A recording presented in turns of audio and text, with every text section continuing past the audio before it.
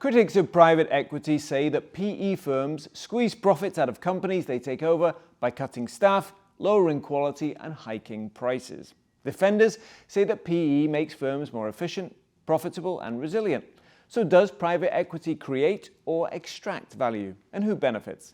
Welcome to The Big Question, the video series from Chicago Booth Review. I'm Hal Weitzman, and with me to discuss the issue is an expert panel. Amy Christensen is a partner and co-head of healthcare at the Vistria Group, a private investment firm based in Chicago. She sits on the boards of several healthcare companies, and she's a Booth MBA. Steve Kaplan is the Neubauer Family Distinguished Service Professor of Entrepreneurship and Finance at Chicago Booth. He's an investor in several PE funds and co-author of the book, An Advanced Introduction to Private Equity. And Constantine Yannelis is an Associate Professor of Finance at Chicago Booth. His research on private equity has been widely cited, including by President Joe Biden in his 2022 State of the Union speech. Panel, welcome to The Big Question. Constantine Yannelis, let me start with you, because you've done some, as I said, some research on private equity that's been pretty widely cited. So tell us briefly what you found. Absolutely. So there's a very large body of research showing that there are efficiency gains of private equity on average in a wide number of industries. And my research has focused on industries characterized by features like low levels of competition and high levels of product opacity, things like education and healthcare, where consumers can't actually tell if the product is high quality. And what we've found is that in these industries where there's a misalignment of incentives between the firm, the consumer, and the taxpayer, private equity can create value for shareholders to the detriment of consumers. Okay, so what does that actually mean in terms of education? And in terms of... that means I'm essentially buying up for-profit colleges and nursing home facilities and the like, charging more, capturing more government subsidies, and having inferior outcomes for students and patients. For example, more students dropping out, lower earnings, and more reliance on government loans. Okay, so in those particular cases you looked at, which were for-profit colleges and nursing homes, correct? Yes. Then you found that the outcome for patients or students had deteriorated, whereas the outcome for shareholders was That's exactly was correct. So in these industries, and I want to be clear that this isn't the case in all industries, but in these industries that are heavily reliant on government aid and where it's very hard for consumers to judge product quality. For example, first-generation college students, they may not know which colleges and degrees provide high returns. In these cases, profit maximization can come at the expense of consumers. But got it. But to be clear, you're talking about, when you said the product opacity, you're talking about healthcare in general, education in general. That would be exactly. So yes, it could be true for other. I'm just wondering, other healthcare facilities could be true for other educational settings. Oh yes, and it could be true in other industries too. We've seen investment in sectors like infrastructure and defense spending, which also it's very hard to judge product quality, and it's quite possible that there would be similar effects there, and more research needs to be done there. Okay, thank you. Steve Kaplan, let me bring you in, because you've done a vast amount of research on private equity over the years. So I know it's going to be difficult to summarize that, but just in terms of this question of whether private equity adds or extracts value, what would you kind of be the top line from your findings? Okay, the top line here is that in every large sample study that looks at buyouts, the buyouts make companies more productive. And this is across the board. So Constantine's paper, on the education, they made the companies more efficient. It's just because of, I think, bad regulation, where the government allowed people to get student loans kind of indiscriminately. The private equity firms made money and the consumers didn't do so well. Just to be clear, what does more efficient mean in an educational setting? More efficient would mean, more profitable. Okay. They made money. Now the healthcare, I think Constantine way overstates the case. So first of all, in his paper, the companies that he looked at, the large deals that drive his sample, actually lost money. So these are not, the typical buyout deal makes money. He's looking at deals that lost money. He's looking at private equity firms that really no one's ever heard of. These were the drivers of his results are kind of REIT kind of private equity firms. So it's a very specific. REIT, you mean real estate investment? Real estate investment. It's a very specific and unusual result I can tell you there have been other works on private equity in healthcare, and they don't find the negative results you do. Hospitals, for example, there are people who have looked at hospital deals and find, nothing. There's actually people who looked at the nursing homes in COVID and actually found that private equity funded nursing homes had lower fatality rates. So I think on the education thing, I think that's a valid point. The healthcare, I don't think so. And more generally, it's across the board. The results are that the firms are more productive. And that's why the private equity firms have done so well. That's why so much money has gone to private equity. Why has the money gone to private equity? Because the returns have been very high. Right. And how do you get high returns? And this is something that is like really misunderstood. The view that, and you had in your introduction where the private equity firms go in, they cut, they hollow out the companies, which is sort of the Elizabeth Warren view, that just makes no sense. Because if you buy a company and hollow it out, you have to sell it. You have to sell it to somebody. You either take it public or sell it to a public company or sell it to another private equity fund. And if you've hollowed out the company and you haven't created value, you're not going to be paid. And the place where that maybe happened was in the nursing homes that Constantine looked at.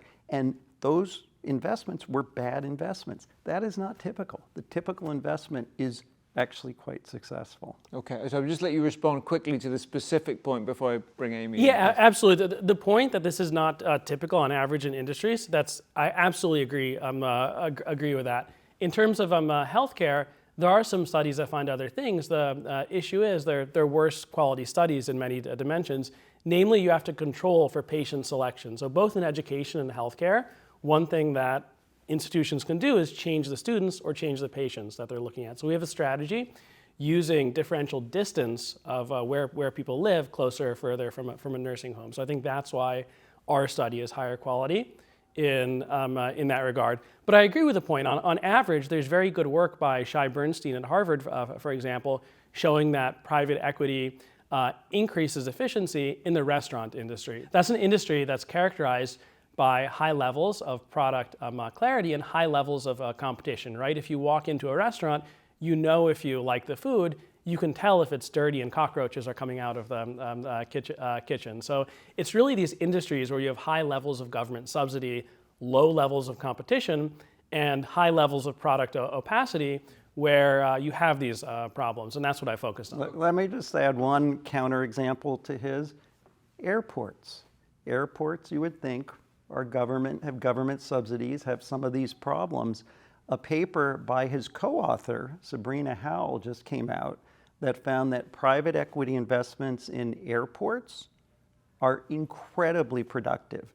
The airports get more productive, there's lower wait times, it's just all positive in an area where there is a lot of regulation. So again, going back to my point, on average and in sort of the overwhelming evidence is positive. It's not uniformly positive, and I think the education example is a good one, but it really is overwhelmingly positive. In what you read in the press or hear all the time, they pick out the negatives and they ignore the positives. And I can give you a lot of positives. All my guess is Amy can give you some examples. Yeah, I want to turn to Amy Christensen, and just explain your earlier comment. Elizabeth Warren, Senator Warren, is one of the people who's proposed legislation to clamp down on the activities or ability of private equity firms to take over companies. Amy Christensen, you've got the industry expertise, so let's hear from you. Maybe a more basic question: when you take over a company, a healthcare facility, what are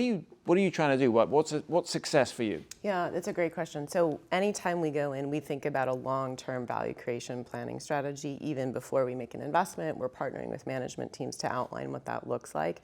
And certainly operational efficiency is going to be a part of that. And I do think, to Steve's point, that drives value. But we're also looking at what's the impact that we're making, because we actually believe in the companies and the specific verticals of healthcare we invest in. If you're providing scaled access to high quality healthcare that's getting good outcomes at a reasonable cost, your company will be more valuable. So it's in our interest to make sure that the companies that we're working with, we're working on a plan on how they're impacting their key stakeholders, inclusive of the patients, the health plans who pay for it, and the communities that they serve as well. But how do you, so I guess my question is, how do you balance efficiency, which often means cutting costs, usually means cutting costs, with improving outcomes for patients? Yeah, I think we've demonstrated that we can do both. Our returns have been really, really phenomenal, but I think we've built really great businesses that are serving patients and getting good, high quality outcomes, which are measured in the industries that we invest in. People keep very tight track on what quality outcomes look like. I also think the function of how companies get valued, it's EBITDA, yes, which goes to operational efficiency and growing EBITDA and doing all of those things. But we also have a multiple that gets paid on that EBITDA. And I think that multiple factors in some of what Steve is talking about, which is if you've gutted a company or if you've smashed a bunch of companies together to get EBITDA, no one's going to pay you a high multiple for that. You really have to systematically figure out how to integrate companies, build out corporate infrastructure, processes, systems that someone says, yes, I would like to make that investment. I would like to pay a high value for that because I can see that it has long-term sustainable value. And let me, I'm going to jump in on that. When you survey private equity funds, and I've had two papers, one 2012 survey, one a 2020 survey, and you ask the private equity firms, when they make an investment, where do they expect to get value? Cost cutting is a distant second. The number one place where private equity firms look for value is growing the business by a wide margin. And leverage is a distant third after the efficiency. So, to Amy's point, you can, if you grow cash flow by cutting costs, it's good, but you're not going to get paid for it. You get paid if you can increase the growth trajectory of the company, and that is what they are very much focused on. Okay, so I was wondering if there was a contradiction between long-term, building a company for the long term where you would really buy it and hold it and own it, as opposed to building it for a point at which you're going to exit, where you sort of want that to be the maximum value point. But you're saying that there's no contradiction between the two. The one leads to the other. This is something that is often claimed, that there are short-term strategies in private equity. My sense is that there's very little evidence of this. Moreover, a lot of the exits are to other private equity funds. And that to me suggests that there is some at least medium-term to long-term value, because you're convincing other sophisticated investors that there is a value proposition over at least the medium term. I mean, I can give you a good example. I wrote a case on a company, was a buyout of a food company and called Columbus Foods. And the Columbus was a family business, private equity firm bought it, sort of professionalized it. Then they sold it to another private equity firm, Arbor Investments, and Arbor is run by a Booth alum, Greg Purcell. And what Arbor did was they actually invested quite a bit of money in new plants, and they took what was a regional brand and they nationalized it, created a lot of value. EBITDA went up, but the value was that it was nationalized now, geographically nationalized. And then they sold it to Hormel, and now Hormel runs it, and Hormel brings additional efficiencies because they have a lot of meat, and it's a meat business. So it went from family to private equity, professionalized, value increased, to another private equity firm, nationalized it or brought it national, created value, to a strategic acquirer who created additional value. So you see the value chain, and it's growth. It wasn't cost cutting. Right. Given all this, all sounds very positive, Constantine, Yannelis, and your research is not so positive. So I'm just wondering, is it? And you said it's very specific to these industries which are opaque, which have government subsidies. How generalizable, even within those industries, is your research, and how generalizable is it across the economy, do you think? So one takeaway that people often take from my research is that private equity needs to be regulated more as a whole or banned from certain industries. That's not my personal view. My view is that private equity is very good at increasing efficiency for shareholders. In some cases, there can be a misalignment of incentives between shareholders and customers, often through government programs and regulatory incentive schemes. My view is that, particularly in cases where there's a lot of government subsidy, the government needs to work hard to make sure that subsidies and other payments are aligned with the incentives of consumers, because that's where the problem is. And Steve is absolutely right. There's very good work showing that in airports, a lot of outcomes improve for consumers. But we don't see that in education. My view is that, at least in the nursing home sector, we don't see that in healthcare. And the takeaway is not that private equity should not be allowed to make acquisitions. The takeaway is that there are these incentive problems which are probably present across all ownership classes. Private equity is just much better at exploiting them because they're generally more efficient in terms of profit maximization. So I think the sectors where we have problems from private equity acquisitions shed light on those sectors more generally, and the government should work harder to reform incentive structures there. Okay, and to be fair to Joe Biden, when he mentioned your research, he didn't say we want to ban private equity firms from taking over, but he's suggesting perhaps there'd be some smarter regulation of the outcomes in a way that I'm guessing you would be perfectly happy with, yes, Amy Christensen. I think that's right, and I think it's challenging to extract one very small subsector of healthcare to the broader healthcare industry. It's a multi-trillion-dollar TAM. It's a very big category. The reality is most of healthcare operates under what we're calling the shift from fee-for-service to fee-for-value, and what that means is that a lot of people who provide healthcare in this country are now going to be paid on the outcomes that they generate. Mm-hmm. And so from a private equity perspective, we're always looking for the companies that are doing things, quote unquote, the right way, because ultimately those are the companies that are going to get the reimbursement dollars from the government, and those are going to be the companies that grow and are profitable. So we have clear alignment of incentives, at least in the subsectors of healthcare that we invest in. Getting to good quality outcomes, you will get paid for getting to good quality outcomes, and so everybody's sort of rowing in that direction, and we're very supportive of that. Okay, Steve Kaplan, you're not a big fan of more regulation, but you did say in the case of education, you feel there was a regulatory so education, problem. and I think they changed some of those regulations so that does not happen any longer. I think going back again to the healthcare, the nursing home businesses, those investments lost money. Right. And that's key, and that's not something that's in his paper, and that's important. If the education, they made money, and so there, it's a real good example. The nursing home thing, they won't do those deals again, even under the current regulatory environment, because they lose money. And the deals Amy's doing, they make money because they're creating value, and you get paid for that. So just to be clear, you don't think there's any need for more regulation based on the outcomes for students or the outcomes for patients? I think the students, there was a problem, but that's been resolved. And healthcare, again, got this one little example. Most of healthcare, actually the results are more positive. So I'm not, I wouldn't be convinced on that. So it just comes to you quickly. I would just add, in a company level, if you're not providing good quality care, you're not going to stay in business for very, very long, right? You might be able to do that in one location, but you're certainly not going to be able to grow and scale unless you're providing those good quality outcomes. And then again, and selling it, again, someone buying it is going to see that, and you're not going to be able to make money, which is what happened in the nursing home deals. One problem to push back against that a little bit. One thing that you've seen both in the education and the healthcare sector is essentially rebranding. And especially a lot of private equity funds, they own a lot of different brands. There's a scandal with one for-profit college because authorities or the media figure out that outcomes are terrible.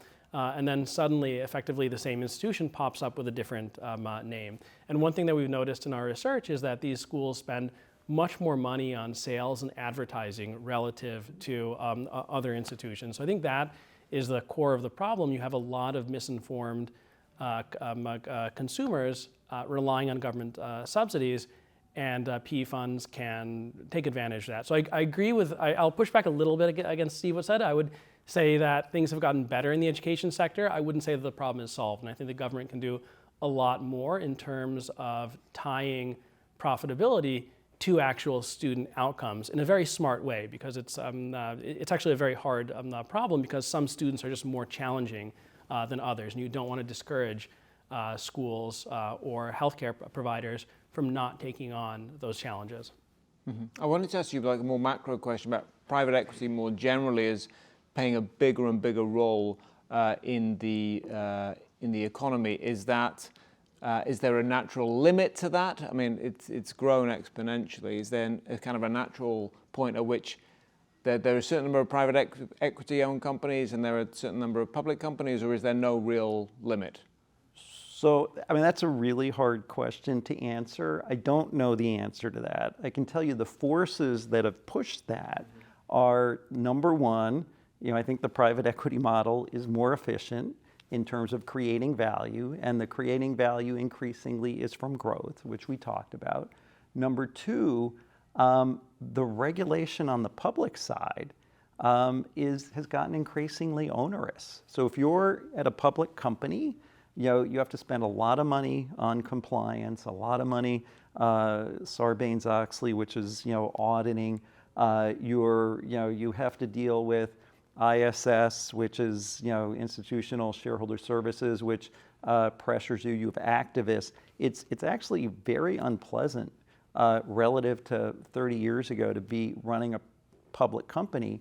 On the other hand, you go run a private equity funded company, you don't have to deal with a lot of that. Plus you get help from the private equity firms who have invested a lot. And this is something that is probably the last 10 years has really accelerated.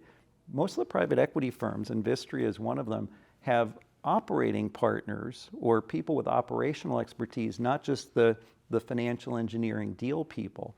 And those people, they have real skills in helping the companies and adding value to them, whether it's digital transformation, whether it's help with sales, whether it helps with cost cutting. And you get real help as a CEO if you go work for the private equity fund. So if I'm a talented CEO and I have a choice, public company or private equity funded company, other things equal, I'm going to want to work for the private equity funded companies because they also actually on average get paid more than a similar sized public company because there's value creation. So I think all those factors have been a tailwind for private equity.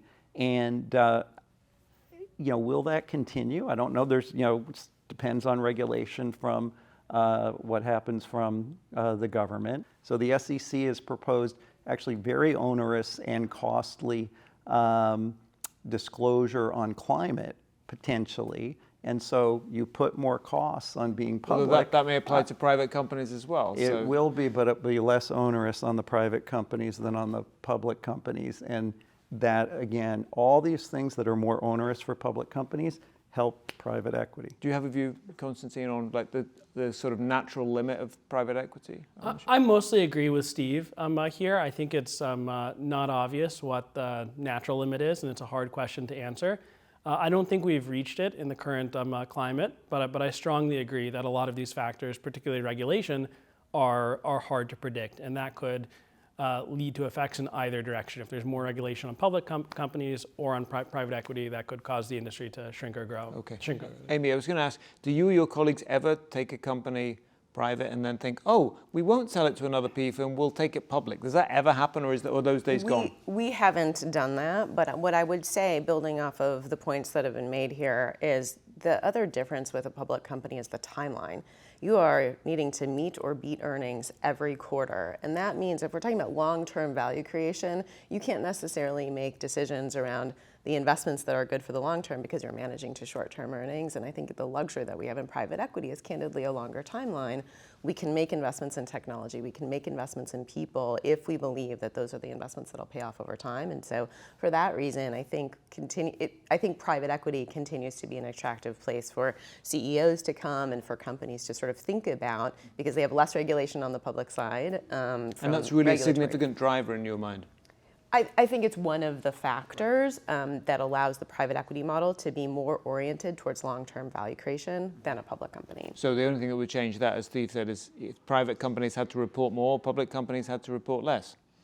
I mean, certainly that would be a factor, but I think you don't get rid of the fact that with a longer time horizon, you're able to make some strategic decisions that might require short-term earning dips. Sometimes what we do is we take the EBITDA down because we think that's the right thing to do. Right. We think those are the right investments to make in order to take the EBITDA up over time. Mm-hmm. Okay, I wanted to turn to a controversial topic about private equity, which is carried interest. Steve Kaplan, carried interest has been attacked by lots and lots of people who say that it's basically a way for private equity partners to avoid paying taxes by characterizing their income as capital gains rather than as what the rest of us would consider to be income, thereby cutting their tax in half or whatever.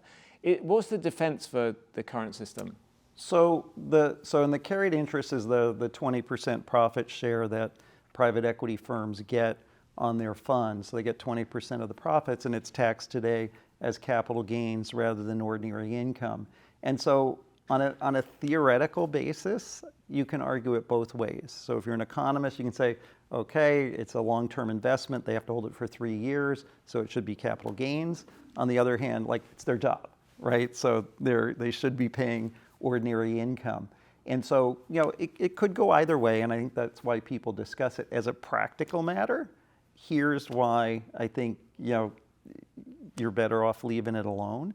Because if you were to change the rules and tax it as ordinary income, you'd actually be hurting the venture capitalists more.